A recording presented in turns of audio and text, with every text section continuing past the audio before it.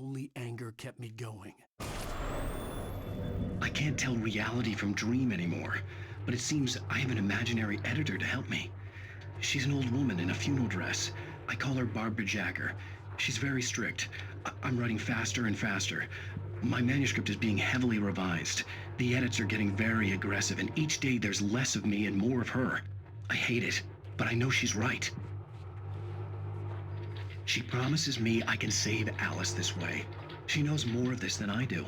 About the complex incantation I'm attempting. About this place. She's worked with another writer under similar circumstances, Thomas Zane. The genre of the story seems to be shifting. It's turning into a horror story. I'm getting close. I can feel it.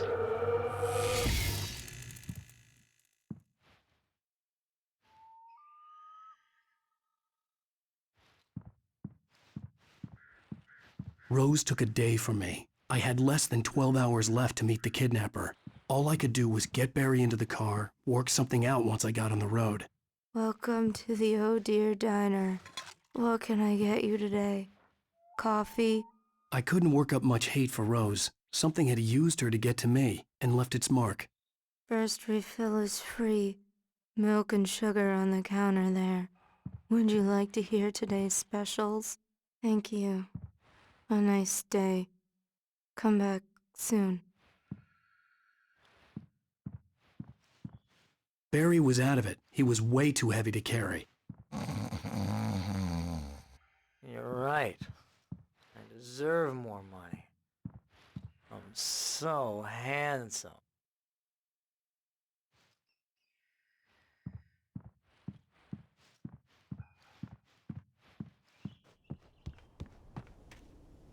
My gun and flashlight were gone. I'd have to find a way to get Barry into the car as quickly as possible. There was no time to waste.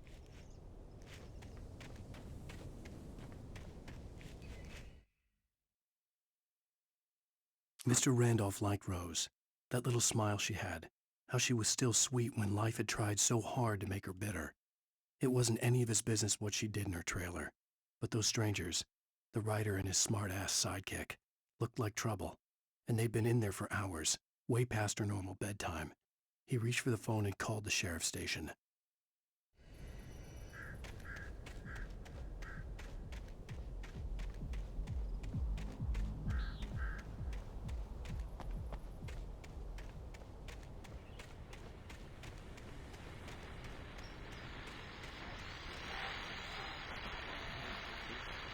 I just stepped outside to catch a breath of fresh air, and let me tell you, the weather's getting heavy. Nights like this make me especially glad I'm here talking to you and not home in bed. Once the weather takes a turn like this, I can't sleep at all. It's all tangled bed sheets and dark thoughts, punctuated by the occasional plunge into nightmare. Is it just me? Well, perhaps it is. But I hope I can make the night a little bit easier to get through. Caller, you're on KBF FM. Hey, Pat, it's Walt Snyder. What's on your mind, Walt? Well, I am the way you are, but, I can't sleep either, you know? I just been staring out the window here, trying to make sense of it all, but, I ain't been drinking either, you know, Well, you sound like a man with a problem, Walt. I had argument with Danny, and, then I got in trouble with the law, and, I'm just, I heard something like that, Walt. yeah, well, Danny's my best friend, and, they let me out on bail today, and now I'm just alone here at the window, waiting, man, and there's something in the air tonight, man. I was just outside looking up at the sky above our broadcast tower thinking the same thing. What are you waiting for, Walt? I don't know. Something's gonna happen. I think I better go. Well, Walt, maybe... No, thanks, Pat. Well, good luck to you, Walt. Hang in there. Let's take a little break, folks. This weather's really something else, huh?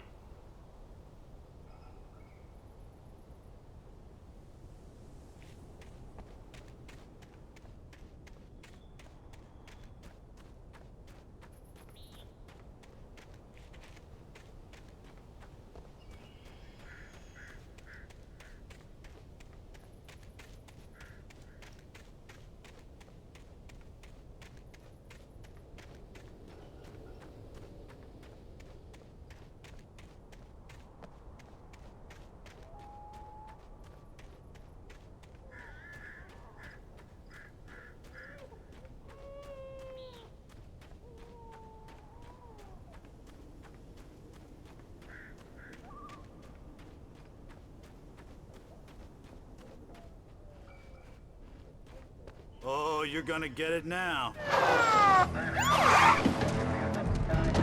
God knows what you've done to that poor girl. This is Agent Nightingale, FBI! Get him up, Hemingway! You're under arrest! You move a muscle, I'll unload right in your goddamn face! Stay right where you are, Spillane!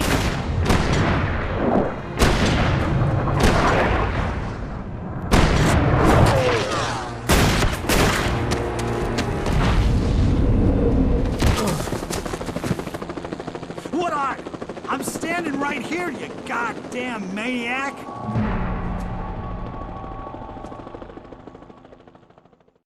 I hated to leave Barry behind, but there was no way I'd miss my appointment with the kidnapper. Give it up, Mr. Wake! Come on! Make it easy on him! Don't let him get away! Move it! Move it! Move it! I'll have your chance if you let him get away!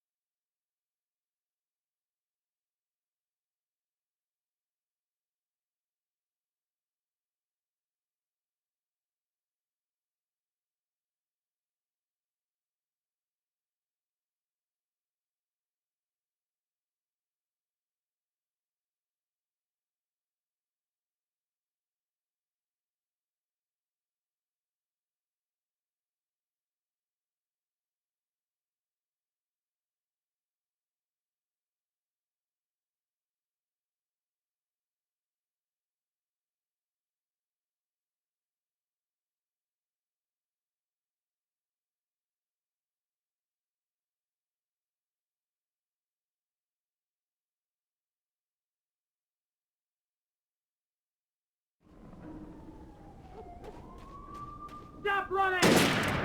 Freeze! Okay, men, keep your eyes peeled. He's gonna try to make it through here. Oh, damn! This way! Fan out! Movement! He's up there! Where is he? You see him? Wait! God damn it! Where did he go? He slipped away. Keep an eye out.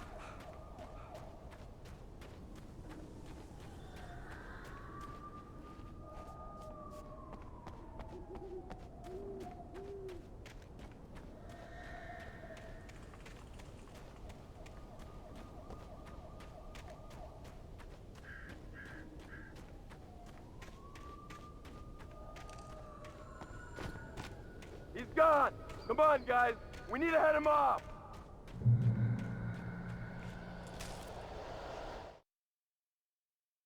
For decades, the darkness that wore Barbara Jagger's skin slept fitfully in the dark place that was its home and prison.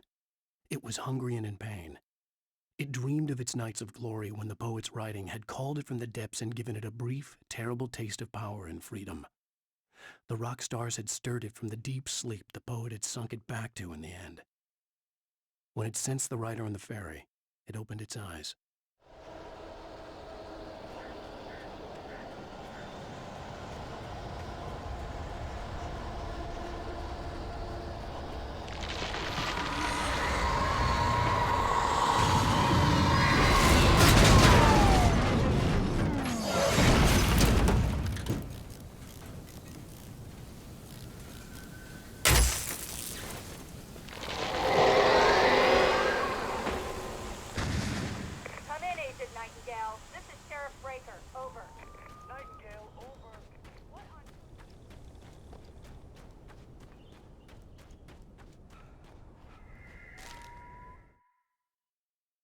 Rose didn't know how the strange old lady got in her trailer, and she looked wrong somehow.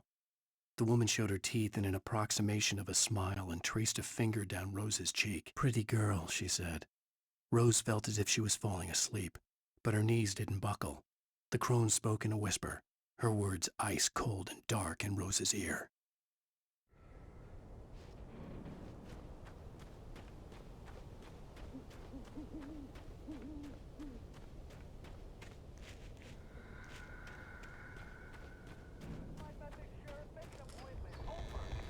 Stay right where you are, Agent Nightingale. I'm on my way. Out. The suspect was last sighted running along the gorge that leads westward from the trailer park. All units are advised.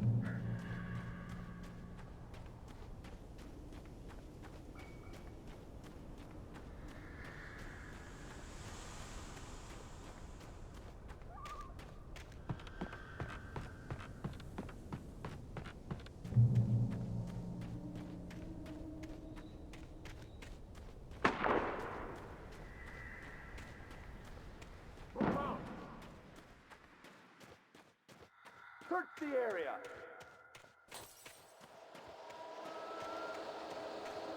Stay sharp! This way! Over here!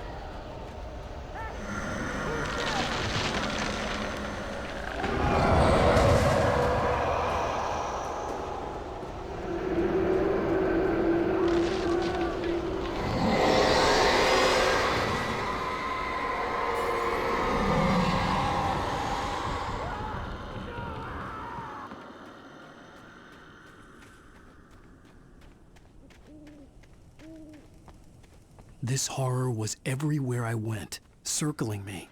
The cops didn't stand a chance. They were after a writer, not a monster. Wait, are you seriously telling me that geek writer just took out my deputies? Are you kidding? I mean, have you seen this guy? He wears a tweed jacket. Over. He's the guy we're chasing. If it's not him, who then? Bigfoot? Over. I don't know yet, but I'm not in the habit of jumping to conclusions. That tends to come back and bite you in the ass. Out.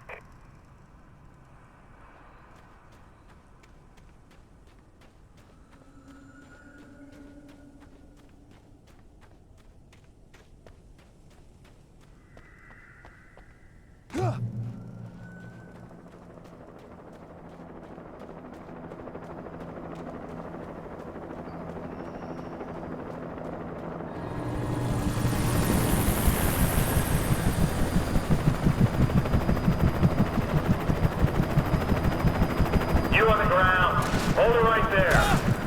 There's nowhere to run. Freeze!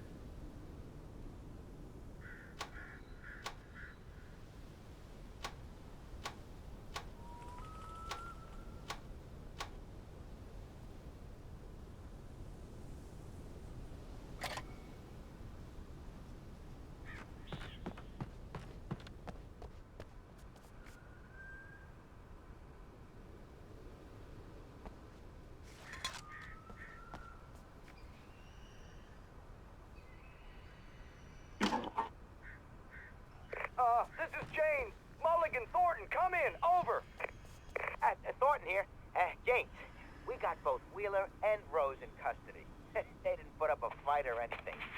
Why, they were... Hey, Mulligan, what are you doing? Come on! Sit down and give me that. Gaines, Mulligan here. Over. Go ahead, Mulligan. Over. We got Wheeler and Rose here. Wheeler's drunk or hopped up on something. Speaking of which, that Fed had a pretty distinctive whiff of Otis Scotch about him, if you know what I mean. Over. I don't have anything on that, Deputy Mulligan. Over. Well, whatever.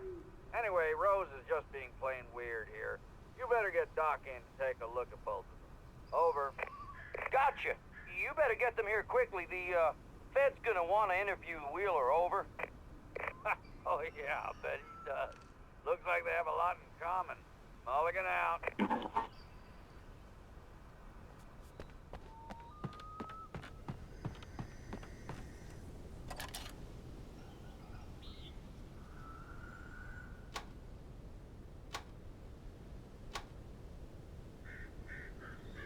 I could see the lights of the radio station in the distance.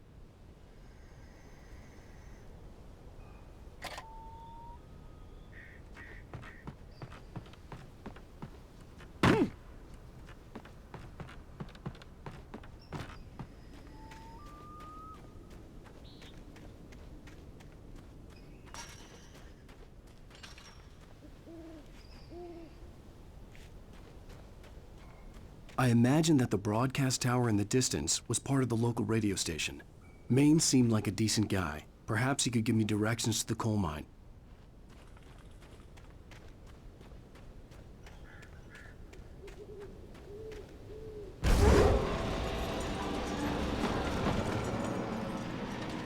Unnatural shadows clung to the gate. The darkness that was after me was trying to stop me. I wouldn't get through without a light.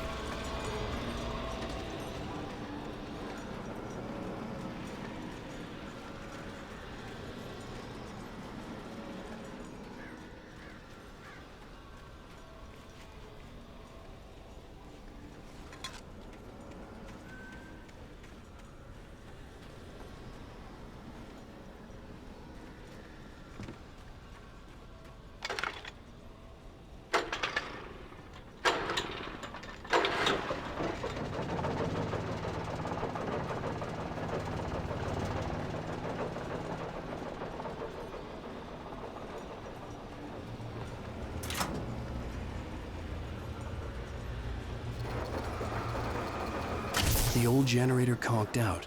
I'd have to see if I could fix it and try again.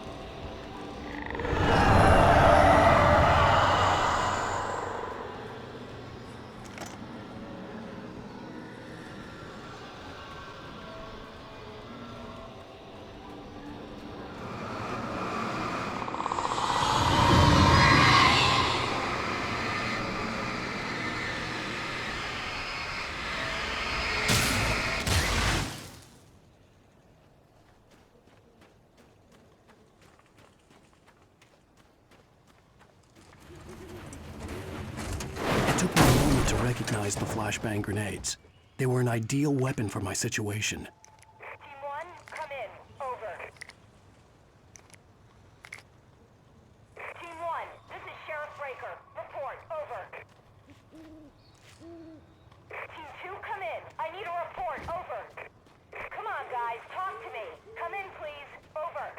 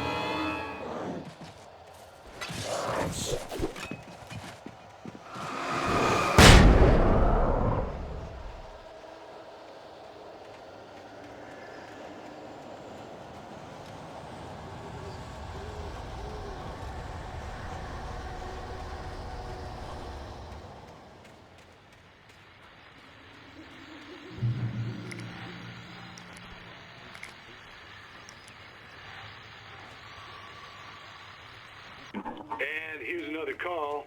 You're on KBF-FM with Pat Maine. It's Milt Peabody, Pat. What's on your mind, Milt? Well, I live near the trailer park, Pat, and there's a big ruckus going on over there. Well, that's just up the road from me, too. What's going on, do you know? I don't know, but there's a bunch of police cars there, lots of sirens, a helicopter buzzing around, and I think I heard some gunshots. Gunshots? Yes, sir, like from a pistol. So can you find out what's going on? Because it's just next door and they're popping off guns there. They're still shooting? No, it was maybe 10-15 minutes ago. It sounds serious, Pat. I'm telling you, it don't sound like no party. Well, I'm certainly going to give the station a call, Milt. Okay. You'll hear it here as soon as I hear from them. Okay, thanks.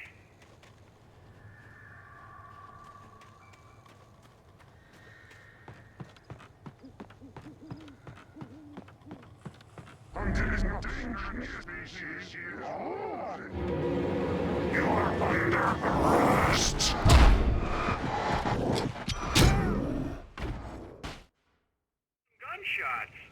Gunshots? Yes, sir, like from a pistol. So can you find out what's going on?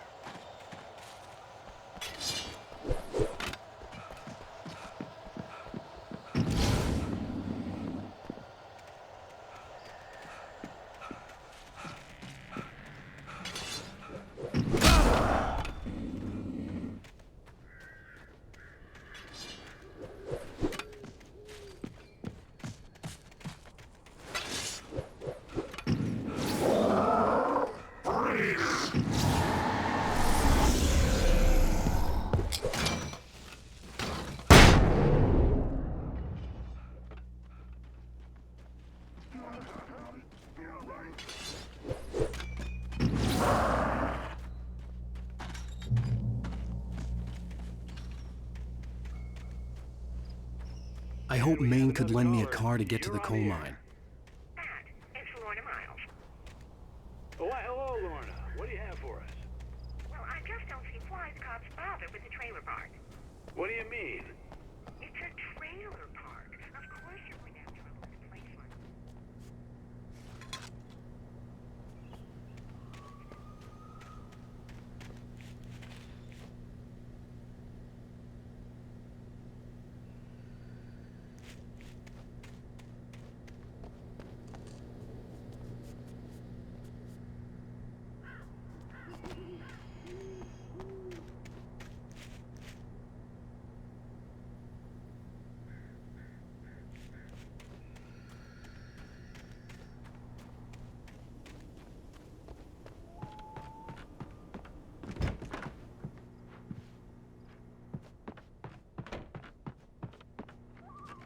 Oh, here's a little surprise. The famous writer Alan Wake just walked in, folks. I'm gonna see if I can talk him into an interview. Come on in, Mr. Wake. Oh, I'm so glad you could find the time to do this, Mr. Wake. Nowhere to run now, Dan Brown. You back away from me. Don't hurt. Whoa. Everyone calm down. Put the gun down. We're all friends here, right? Cool your jets, Nightingale. We got him. Judas Priest! What the hell's the matter with you? There's a civilian in there.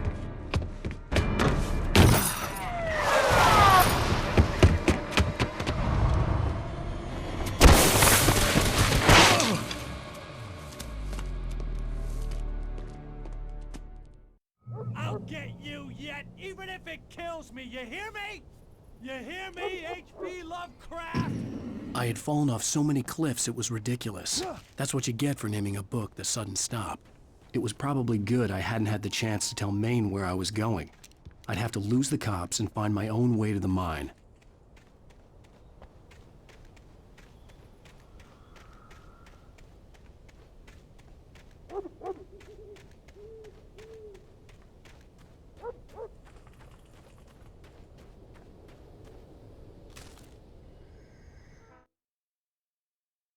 Nightingale stared through the broken studio window into the dark woods. He turned around, started to walk out, but Maine grabbed his arm. "Young man, you almost shot me. You don't shoot off rounds at people like that. What's the matter with you?" Nightingale shook his arm free, marched out. His cheeks burned with rage and humiliation.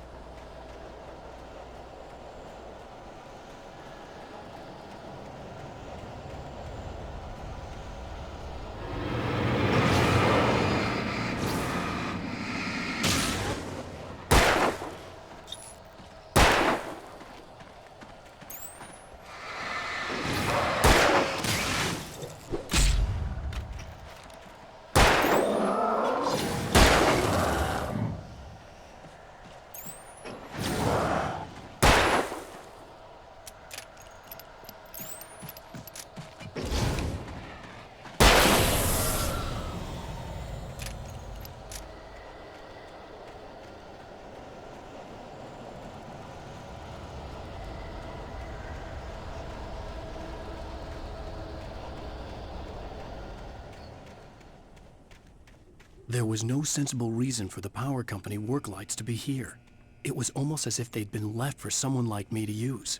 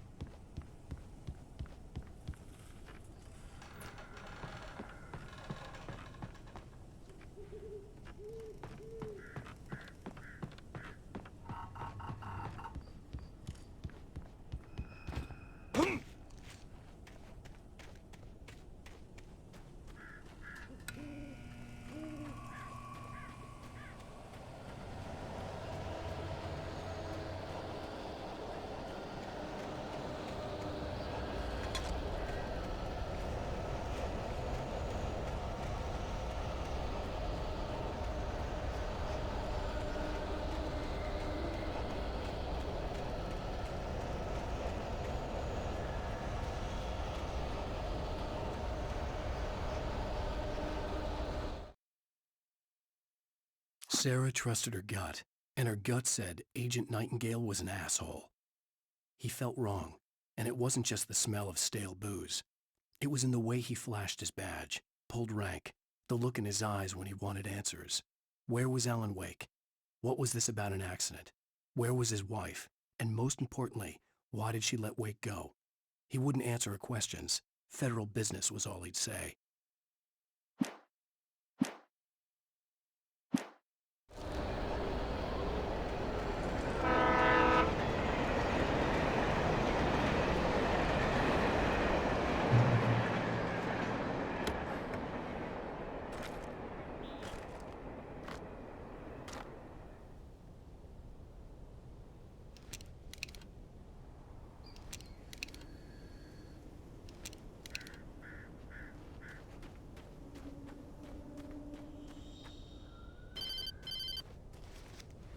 Hello?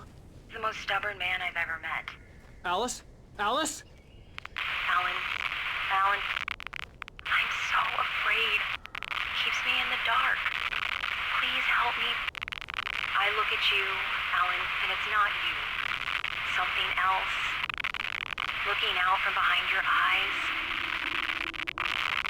Alice, I'm here. I'm so alone here. It's all gonna go to hell. You need to be careful. Cooperate. The connection had been terrible, but that wasn't the only thing that hadn't been right with the call. She sounded wrong somehow, but she had called me.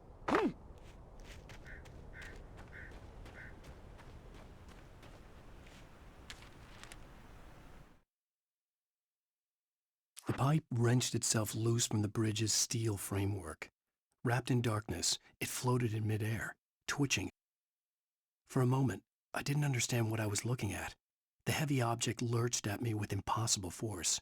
I threw myself out of the way, but just barely. When I turned my flashlight on it, it shook in a dark rage, before it flew at me again.